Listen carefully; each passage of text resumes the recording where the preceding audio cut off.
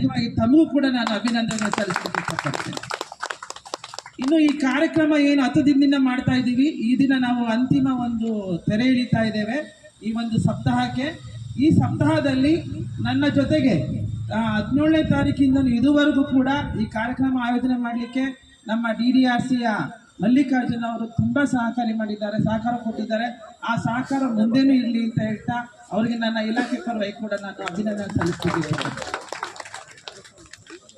ಈ ಒಂದು ಕಾರ್ಯಕ್ರಮ ಇಲ್ಲಿ ಈ ರೀತಿಯಲ್ಲಿ ಆಯೋಜನೆ ಆಗುತ್ತೆ ಅಂತ ನಾವೇ ಅನ್ಕೊಂಡಿರ್ಲಿಲ್ಲ. ಸ್ಥಳೀಯ ಮುಖಂಡರ ಬಗ್ಗೆ ಎಲ್ಲರಿಗೂ ಗೊತ್ತಾಗಬೇಕು.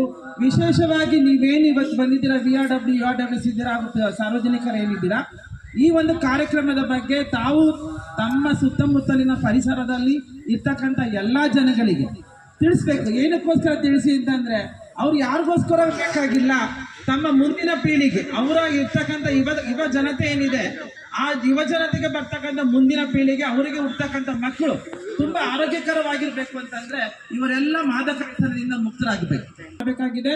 ಈ ನಿಟ್ಟಿನಲ್ಲಿ ತಾವೆಲ್ಲರೂ ಮಾಡ್ತೀರಾ ಅಂತ ತಿಳ್ಕೊಂತ, ಹಾಗೆ ಈ ಒಂದು ನಮ್ಮ ಮುಂದಿನ ಜನಾಂಗ ಈ ಒಂದು ಮಾದಕ ವ್ಯಸನ, ಹಾಗೆ ನಮ್ಮ ನಾಗೇಶ್ ಅವರು ಹೇಳಿದ್ರು ಸರ್ಕಾರನೇ ಈ ಒಂದು ಎಲ್ಲ ಪ್ಲಾಸ್ಟಿಕ್ಗೆಲ್ಲ ಅನುಮತಿ ಕೊಡುತ್ತೆ, ಈ ಸಿಗರೆಟ್ಗೆಲ್ಲ ಅನುಮತಿ ಕೊಡುತ್ತೆ, ಮತ್ತೆ ಮಾಡಬಾರ್ದು ಅಂತ ಹೇಳಿ ಅದು ನಿಜಾನೇ.